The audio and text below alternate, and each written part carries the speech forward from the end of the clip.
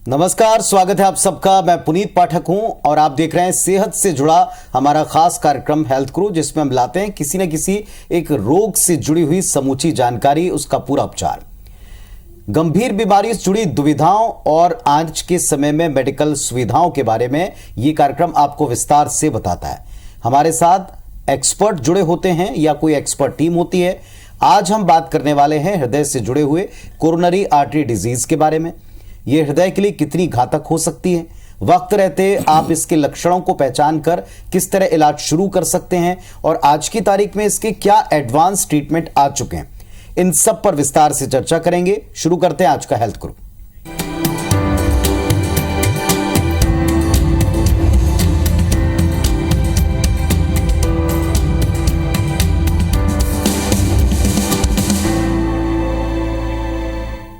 तो coronary artery disease CAD के बारे में विस्तार से चर्चा करने के लिए आज एक्सपर्ट के तौर पर हमारे साथ एक डॉक्टर साहब मौजूद हैं।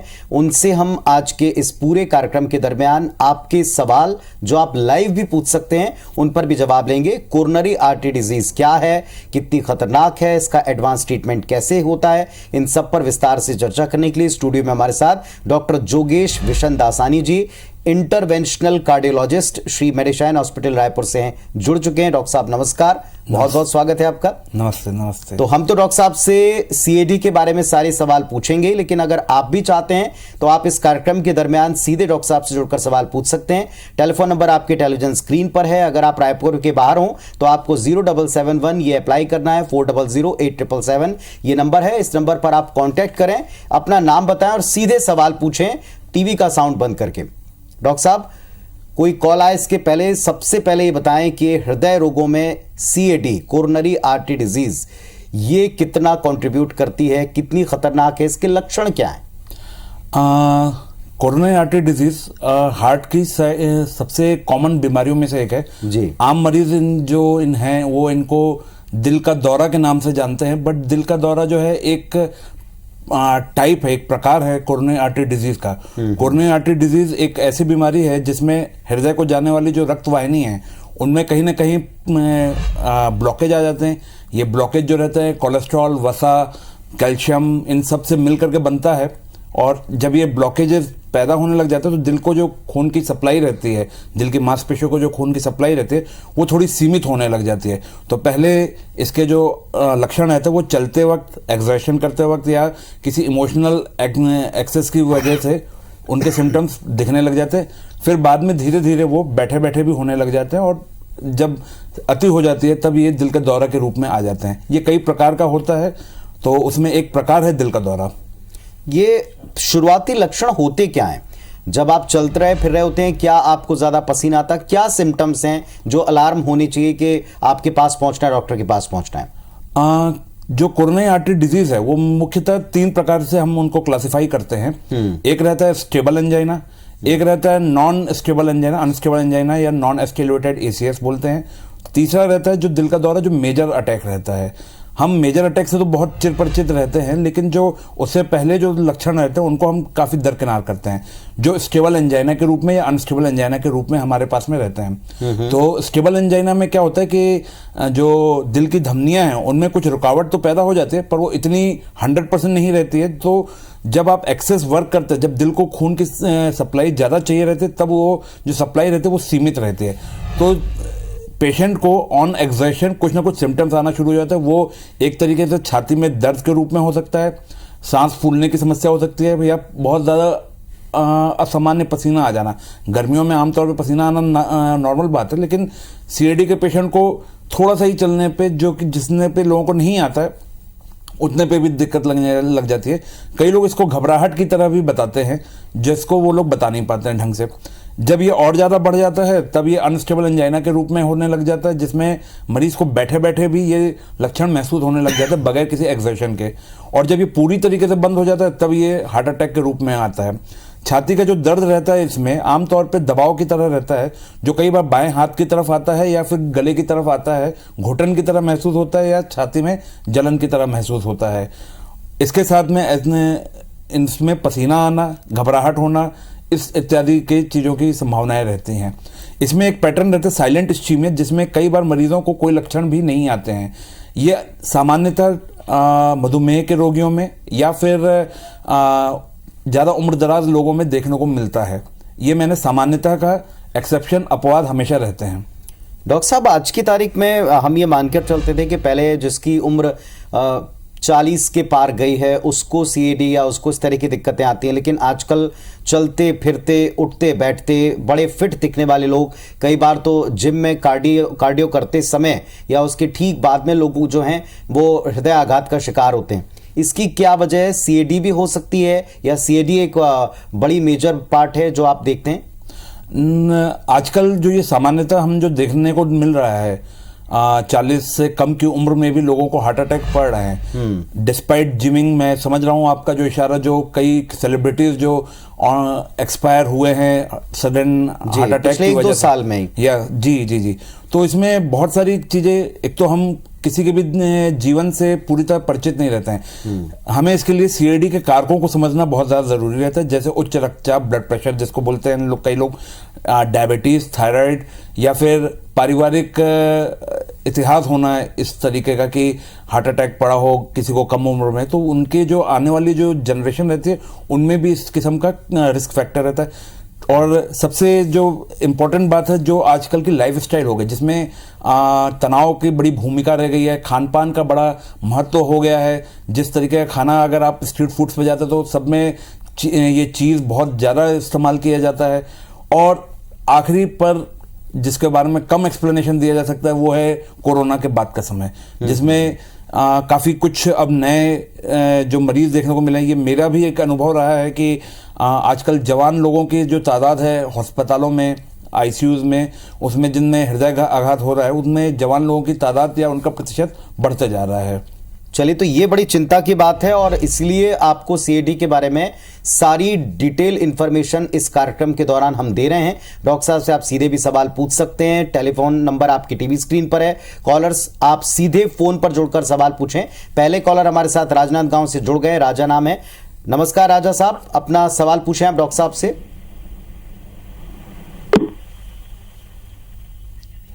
चलिए, लगता है हमारा संपर्क उनसे कट गया। आप फोन पर सीधे सुनकर उत्तर ले सकते हैं। कॉल करें 400877 ये नंबर है। अगर आप रायपुर के बाहर से कॉलर हैं तो आपको 0771 ये रायपुर का कोड डायल करना होगा और उसके बाद 400877 पर आप हमें कॉल करें, नाम बताएं और सीधा सवाल पूछें। डॉक्टर साहब, आज की तारीख में ट्रीटमेंट से पहले डायग्नोज करना बहुत जरूरी है कि किस स्तर पर आपकी समस्या है।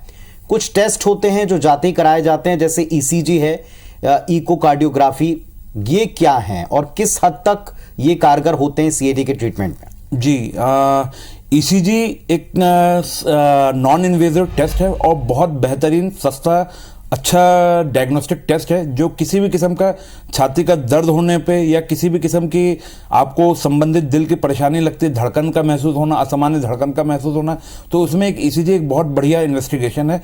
और इसमें जो हमें जो पता चलता है, आप एक आमतौर पे देखेंगे जब किसी घर को जैसे डैमेज होता है तो इलेक्ट्रिसिटी का कनेक्शन जो रहता है उसके जो बदलाव आते हैं वो ईसीजी मापता है। ये दिल है हमारे, इसके दिल के जो कमरे हैं उनमें जो इलेक्ट्रिकल सप्लाई है, इनमें कुछ अगर डैमेज होता है तो ये उस चीज़ को नाप सकता है। इसके बड़ा फायदा होता है, इससे हमें अटैक पड़ा है कि नहीं ये पता चल जाता है, कितना बड़ा अटैक पड़ा है ये पता चल जाता है, या किसी प्रकार की असामान्य धड़कनें अगर आ रही हैं तो उसकी भी जानकारी हमको ईसीजी के माध्यम से मिल जाती है। दूसरा एक बड़ा महत्वपूर्ण टेस्ट रहता है जो इकोकार्डियोग्राफी रहता है। ये एक प्रकार से डैमेज्ड जो हार्ट रहता है उसके हार्ट की फंक्शनिंग के बारे में हमें बता पाता है, जैसे वो उसकी संरचना में हुए डैमेज को बता सकता है, उसकी परफॉर्मेंस में हुए चेंजेस को बता सकता है, या फिर किसी भी प्रकार के वॉल लीकेजेस जो होते हैं इकोकार्डियोग्राफी में वो भी हमें पता चल जाते हैं। मैंने कहा डैमेज्ड हार्ट, ये बड़ा इंपॉर्टेंट चीज़ है। कई लोग सोचते हैं कि इससे हमें सीएडी रूल आउट हो गया ये भी पता चल जाता है, बट ये सही नहीं है। कई बार ईसीजी और इको में चेंजेस नहीं आते हैं, तो उनके लिए गोल्ड स्टैंडर्ड जो टेस्ट रहता है वो कोरोनरी एंजियोग्राफी ही रहता है, जिसमें हमें कई बार ब्लॉकेजेस मिलते हैं पर ईसीजी और इको में कोई बदलाव नहीं मिलते हैं। ये आमतौर पे जैसे मैंने एक सीएडी के प्रकार बताए, स्टेबल एंजाइना और अनस्टेबल एंजाइना, इनमें ये दोनों इन्वेस्टिगेशन नॉर्मल आने की गुंजाइश रहती है। तो उन अवस्था में अगर हमारे डॉक्टर को लगता है कि भाई ये हार्ट से संबंधित परेशानी है, सीएडी की परेशानी है, कोई ब्लॉकेजेस आने की गुंजाइश है, तो वो आपको कई बार इनके बावजूद भी एंजियोग्राफी के वो सजेशन देते हैं। कई बार जब हम यंग पेशेंट रहते हैं तो हम टीएमटी भी करते हैं, जिसको हम आप एक्सरसाइज में होने वाला ईसीजी की तरह देख सकते हैं। चलिए हम और थोड़ा सा इनके बारे में विस्तार से जानेंगे। कॉलर जुड़ गई हैं, माहेश्वरी जी जुड़ी हैं कोरबा से। माहेश्वरी जी नमस्कार, स्वागत है आपका, सीधे सवाल पूछेगा। जी सर नमस्ते। जी पूछिए। जी सर। टीवी का साउंड बंद कर दें, फोन पर अपना सवाल पूछें। जी सर जी सर जी सर जी सर। नमस्ते सर। जी नमस्ते सर। जी जी नमस्कार, अपना सवाल पूछिए, आपको सुन रहे हैं डॉक्टर साहब। जी सर जी। मेरा सर कोलेस्ट्रॉल 800 तक बढ़ गया है और मैं जैसे कि नीचे झुकती हूँ तो मेरे सीना में हल्का दबाव बना रहता है और गला कभी अटका अटका और बीच बीच में समय समय में 5-10 मिनट में मेरे साथ ऐसा लगता है कि भाग पे ऐसा टाइप मेरे को महसूस होता है सर। इसके उपाय बताइए सर। जी डॉक्टर साहब, झुकने पर ज्यादा प्रॉब्लम महसूस करते हैं, अटकाव है, मतलब सांस लेने में दिक्कतें महसूस कर रहे हैं, भारीपन लग रहा है। जो सिम्टम्स पोजीशन चेंज की वजह से, मतलब अगर पेशेंट जैसे झुक रहा है तब उसको सांस फूल रही है, या फिर क्या कहते हैं कुछ झुकने पे उनको दर्द महसूस हो रहा है, तो इस किस्म की समस्याएं जो रहती हैं ये हृदय से सीधे सीधे हम रिलेट नहीं कर पाते। बाकी सिम्टम्स के डिस्क्रिप्शन में कई बार हम ये भी पूछते हैं कि आपको चलने पे कैसा लग रहा है, क्योंकि जो ये झुकने पे जो छाती पे दबाव लगना, ये सांस फूलना, ये आमतौर पे मोटापे के जो व्यक्ति रहते हैं उनमें भी कई बार देखने को मिलता है, या जिनके फेफड़ों की क्षमताएं कम रहती हैं किसी भी वजह से। पुराने जमाने के लोग जो हैं वो कई बार चूल्हे वगैरह में काम करते थे, तो उन सभी व्यक्तियों को, या जो सिगरेट वगैरह जो ज़्यादा पीते हैं, उन सभी व्यक्तियों को थोड़ी भी मेहनत करने पे या झुकने पे उनको हांफने जैसा महसूस होता है। बहुत कम, जैसे दिल की झिल्ली में सूजन वगैरह जो रहती है वो कई बार इस किस्म के लक्षण भी दे सकती है। पर ये और आगे आपके डिटेल जो जानकारियां जो मिलेंगी आपकी रिपोर्ट्स वगैरह पे, ईसीजी वगैरह पे, उसके बाद ही अपन उस पर कोई निश्चित तौर पे कुछ बता पाते हैं हम। चलिए, तो सलाह यही है कि आप एक बार अपना चेकअप जरूर कराएं डॉक्टर साहब के पास पहुंच करके, या जो भी आपके नियरेस्ट डॉक्टर हो उनके पास पहुंच करके आप प्रारंभिक चेकअप करा लें कि क्या जो लक्षण आपको लग रहे हैं वो हृदय रोग को भी इंडिकेट करते हैं, क्योंकि इसमें बहुत सारे अलग अलग लक्षण एक जैसी बीमारियों या अलग बीमारियों की तरफ एक जैसे लक्षण संकेत दे सकते हैं। लगातार कॉल भी हमको मिल रहे हैं। एक और कॉलर हमारे साथ में जुड़ गए हैं, सत्यपाल जी राजनांदगांव से। नमस्कार सत्यपाल साहब, पूछिए अपना सवाल। नमस्कार सर जी। जी पूछिए अपना सवाल। सर जी ऐसे है कि मेरे बाल थोड़े से ना साइड से जड़ने शुरू हो गए हैं। आप अपना सवाल दोहराएंगे? मेरे ना जो मैंने कटिंग करवाता हूँ ना, मेरे बाल थोड़े से एक साइड से जड़ने शुरू हो गए हैं, मतलब थोड़े थोड़े थिन से दाग से पड़ने शुरू हो गए हैं, जैसे कोई इन्फेक्शन भी हो जाती है। जी मेरे ख्याल से शायद आप कार्यक्रम को अच्छे से नहीं देख रहे हैं डॉक्टर सत्यपाल जी। हम हृदय रोग संबंधित चीजों के बारे में बातचीत करना चाह रहे हैं, लेकिन कॉल करने के लिए आपका शुक्रिया, धन्यवाद। डॉक्टर साहब, जो अभी हम बात कर रहे थे सीएडी के बारे में, एंजियोप्लास्टी, बाईपास, ये भी दो बड़े ऑप्शन बताए जाते हैं, उपचार की पद्धतियां बताई जाती, जरा इनके बारे में बताएं, ये दोनों क्या हैं और कब काम आती? ये जैसे जो हार्ट में जब ब्लॉकेजेस आते हैं, कोरोनरी आर्टरीज में या हृदय की धमनियों में जब ब्लॉकेजेस आते हैं, तो उनके इलाज करने के मुख्यतः 3 तरीके हैं। एक तो दवाइयों पे ही रखा जाए अगर ब्लॉकेजेस कम हैं जिनको बढ़ने से रोकना हो। दूसरा चीज रहता है कि उसकी एंजियोप्लास्टी कर दी जाए, और तीसरा चीज रहता है बाईपास किया जाए। एंजियोप्लास्टी मेरे जैसे इंटरवेंशनल कार्डियोलॉजिस्ट करते हैं, बाईपास जो रहता है वो कार्डियक सर्जन करते हैं। कई बार लोग हमको और कार्डियक सर्जन को मिस अंडरस्टैंड करते हैं, तो हम इंटरवेंशनल कार्डियोलॉजिस्ट एंजियोग्राफी और एंजियोप्लास्टी करते हैं, और जो कार्डियक सर्जन रहता है वो मेनली बाईपास करता है। एंजियोप्लास्टी एक ऐसी प्रक्रिया है जिसमें अपन एक सॉफ्ट कैथेटर लेकर के दिल के नलियों में सीधे जाते हैं, वहां पे वायर डाल करके बैलून करके उस जो रुकावट रहती है उसको खोलने की कोशिश करते हैं, और उसको पुनः बंद ना हो जाए उसके लिए उसमें स्टेंट डाला जाता है। ठीक है, तो ये जो प्रक्रिया रहती है ये कम ब्लॉकेजेस या छोटे ब्लॉकेजेस के लिए किया जा सकता है, जैसे कि एक नस में रुकावट है या 2 नस में रुकावट है या तीनों नसों में छोटी छोटी सी रुकावटें हैं, मतलब है तो 90% लेकिन ज़्यादा लंबा लंबा नहीं है। बाईपास क्या रहता है, वैसे ही है जैसे कि बाईपास रोड कभी बनाए जाते हैं किसी एरिया को बाईपास करने के लिए, तो जहाँ पे ब्लॉकेजेस बड़े लंबे रहते हैं लेकिन दिल की मांसपेशियों तक हमें खून पहुँचाना है, तो हम एक ऐसा रास्ता बनाएं जिससे वो उन रुकावट को पार करके सीधा पहुंच जाए दिल के मांसपेशियों के पास में। इसके लिए आमतौर पे जो प्रक्रिया रहती है उसमें हम लोग बाईपास के लिए जो ग्राफ्ट लगाते हैं वो कभी पैरों से निकाले जाते हैं या फिर टोटल आर्टेरियल बाईपास किया जाता है, जो कि दिल के अंदर की ही जो आर्टरी रहती है उन्हीं को ही कनेक्ट किया जाता है। तो बाईपास के लिए नॉर्मली चीरा लगा करके करना पड़ता है और एंजियोप्लास्टी जो रहते हैं वो छोटे सुई जैसे छेद करके ही काम चल जाता है। अगर हम सीएडी के बचाव के तरीकों के ऊपर जाएं तो क्या क्या ऑप्शन जो आपने बताया इन सब का इस्तेमाल हम करते हैं और किस आधार पर तय करते हैं कि कौन सी पद्धति से आप इलाज करेंगे? देखिए, ये सीएडी का जो हम लोग जो ट्रीटमेंट रहता है वो एंजियोग्राफी के पश्चात ही ये इसी चीज पे हम निर्णय पे पहुंच पाते हैं। ब्लॉकेजेस का पैटर्न देखने के बाद में, नंबर ऑफ ब्लॉकेजेस को देखने के बाद में और सिविरिटी ऑफ द ब्लॉकेजेस देखने के बाद में ही ये पद्धतियां डिसाइड की जाती हैं। ये आमतौर पर हम आफ्टर एंजियोग्राफी ही बता पाते हैं। डॉक्टर साहब, सीएडी से बचाव के लिए आज की तारीख में हम अगर मरीजों को या आम लोगों को भी कहना चाहें कि आप इससे बच सकते हैं, तो सबसे मेन चीज आती है डाइट और आपका लाइफस्टाइल। कैसी डाइट हो, किस तरह का लाइफस्टाइल हो कि आप इससे बच जाएं?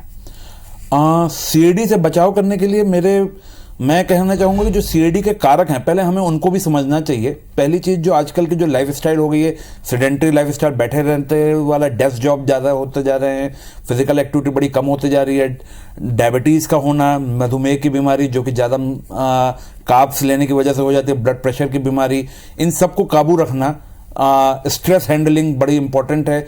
हम ये तो नहीं कह सकते हैं कि स्ट्रेस आपको हो ही नहीं, लेकिन स्ट्रेस को आपको मैनेज अच्छे से करते आना चाहिए। और उसके बाद में सबसे इंपॉर्टेंट चीज है कि डाइट को हम लोग सही तरीके से फॉलो करें। डाइट में जैसे कई मरीजों के सवाल रहते हैं कि हम क्या लें, तो डाइट में जो सही जो निर्देश दिया जा सकते हैं वो रहेगा कि भाई हरी सब्जियां खाएं, छिलके वाली दाल खाएं, ग्रेन्स अच्छे खाएं, ब्राउन व्हीट लें, फलों का सेवन ज़्यादा करें। फलों में भी डायबिटीज़ के लिए कुछ निर्धारित है कि भैया कुछ फलों का उनको अवॉइड करना रहता है, पर फलों में मोटा मोटी जैसे जो खट्टे फल वगैरह हैं, अंगूर है, संतरा है, नींबू है, ये लिया जाना चाहिए। फल वैसे आमतौर पर बहुत ही बेहतरीन रहते हैं, बहुत बेहतरीन डाइट का हिस्सा होने चाहिए, क्योंकि इनमें बड़ी क्षमता रहती है किसी भी किस्म के बचाव के लिए। कारण ये रहता है कि इनमें फाइबर बहुत ज़्यादा रहता है, तो वो कोलेस्ट्रॉल को सोख लेते हैं, तो कोलेस्ट्रॉल शरीर में से कम हो जाता है, जो कि बैड कोलेस्ट्रॉल रहता है। दूसरी चीज़, इनमें कई बार विटामिन और मिनरल्स जो रहते हैं वो आपको थोड़ी सी ताकत देते हैं, इम्यून बूस्टर की तरह काम करते हैं। एंटीऑक्सीडेंट्स रहते हैं, वो एंटी इन्फ्लामेटरी एक्टिविटी दिखाते हैं, जिसकी वजह से जो नसों में एथेरोस्क्लेरोसिस, जो मैंने बोला कि ब्लॉकेजेस जो आते हैं, तो वो उनका प्रिवेंशन हो पाता है। तो फलों वगैरह का सेवन बहुत ज़रूरी रहता है। फिर दूसरी चीज़ जो रहती है, लाइफ स्टाइल को बड़ा अच्छे से मैनेज करना चाहिए, जिसमें फिजिकल एक्टिविटी बड़ी अच्छे से करनी चाहिए जी। कई बार उसमें लोग सिर्फ सोचते हैं कि वेट ट्रेनिंग की जाए। मेरा सलाह रहेगा कि आप एरोबिक्स पर ज़्यादा जोर दें। 150 minute American heart association recommend करता है कि आपको कम से कम वॉक करनी चाहिए एक हफ्ते में। चलिए, ये बहुत अच्छी बातें आपने बताई और इनको आप अपनी लाइफस्टाइल में रूटीन का हिस्सा बनाएं और लगातार कैरी करें। ऐसा नहीं कि कुछ समय करें फिर आप इसको छोड़ दें। डॉक्टर साहब, छाती में दर्द होना, पेन होना, लोगों को लगता है हार्ट अटैक आ गया। कई लोग इसे मिसअंडरस्टूड करके गलती करते हैं, कुछ लोग देर करके। अगर आपको लग रहा है कि हार्ट अटैक जैसी कोई सिचुएशन बन रही, फौरन क्या करना चाहिए? गोल्डन आवर कहा जाता है, तुरंत आप क्या करें डॉक्टर तक पहुंचने तक? देखिए, जब छाती में दर्द होता है तो पहले तो ये इंपॉर्टेंट है कि छाती का दर्द को कभी भी लाइटली नहीं लेना है। खासकर जब, जैसे कि आपने पहले भी कहा कि 40 से ज़्यादा जो उम्र के जो लोग हैं उनको तो बिल्कुल हर किस्म का दर्द, चाहे वो आपको लग भी रहा हो, नहीं भी लग रहा हो, पर उसके लिए आपको तुरंत का तुरंत डॉक्टर से मिलना है। दूसरी चीज़, अगर आपको बहुत ज़्यादा तकलीफ हो रही है तो सबसे पहले तो आप आराम से बैठ जाइए, एक्टिविटीज़ करना छोड़ दीजिए। जनरली क्या होता है कि लोग एक्टिविटीज़ कंटिन्यू करते रह जाते हैं, जो कि ज़्यादा घातक रहता है। नियर अराउंड पे जो लोग व्यक्ति रहते हैं उनको मैं सलाह दूंगा कि आप उन्हें कंफर्टेबल करवाएं। और उनको आराम से लेटवा दें, गला उनका ढीला कर दें, अगर वो टाई पहने हुए हैं कपड़े ढीले कर दें, उनको आराम से लेटाया जाए। और उनका अगर आप नब्ज देख सकते हैं तो नब्ज देखिए, क्योंकि ये आमतौर पे चौथी या पांचवी कक्षा के बच्चों को सिखाया जाता है, तो वो भी देखना बहुत जरूरी है। मरीज के ऊपर लगातार नजर बना करके रखें कि क्या उसको सांस उखड़ तो नहीं रही है, या दिल की धड़कन धीमी तो नहीं पड़ रही है, या कुछ अति तेज तो नहीं हो रही है। इस अवस्था को हमें ध्यान में रखते हुए तुरंत इमरजेंसी सर्विसेज को कॉल करना चाहिए।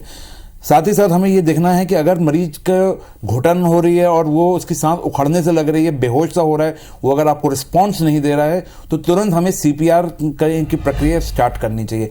सीपीआर आमतौर पे इंडिया में हम ये मान के चलते हैं कि यह अस्पताल के द्वारा की जाने वाली अवस्था है, लेकिन इसको आम लोगों की भी ट्रेनिंग कई जगहों पे की जाती है। पाश्चात्य देशों में तो यहाँ तक है कि उनकी इसके लिए बाकायदा ट्रेनिंग की जाती है और उनको सर्टिफाई किया जाता है, ताकि वो रोड साइड भी अगर ऐसी कोई इवेंट्स होते हैं तो उनको बाकायदा बचाया जा सके और झट से झट किसी के पास में, किसी डॉक्टर के पास में, किसी हॉस्पिटल के पास में पहुंचे, खासकर ऐसे हॉस्पिटल्स के पास में जहां पे एंजियोग्राफी, एंजियोप्लास्टी की सुविधाएं उपलब्ध हो। क्योंकि कई बार क्या होता है कि गोल्डन आवर जो रहता है वो 12 घंटे का माना जाता है, पर इसमें एवरी सेकंड काउंट्स। हर सेकंड आपका दिल का कुछ मांसपेशियां डैमेज होते जा रही हैं, तो आप जितना जल्दी उस जगह पे पहुंचेंगे उतना जल्दी वो किसी भी प्रक्रिया को कर सकेंगे, और जितना जल्दी अगर कोई दिल की नस बंद है तो उसको खोल दिया जाएगा, तो उससे उतना अच्छा मरीज को फायदा होगा। चलिए, आई एम श्योर आपने ये सारी बातें डॉक्टर साहब की ध्यान से सुनी होंगी। हार्ट अटैक आने से कैसे बच सकते हैं और आने की स्थिति में आपको फौरन क्या करना है, आप ऐसे नंबर्स को नोट करें। इस कार्यक्रम के दौरान भी डॉक्टर साहब, उनकी टीम का नंबर हमने लगातार दिखाया, आप इसे नोट करके रखें, सेव करें। इमरजेंसी कभी भी आ सकती है, उसके लिए पहले से प्रिपेयर हैं। डॉक्टर साहब, बहुत धन्यवाद आपका इतनी काम की इंफॉर्मेशन और इतने सारे सवालों के जवाब देने के लिए। बहुत बहुत धन्यवाद सर, जुड़ने के लिए। धन्यवाद।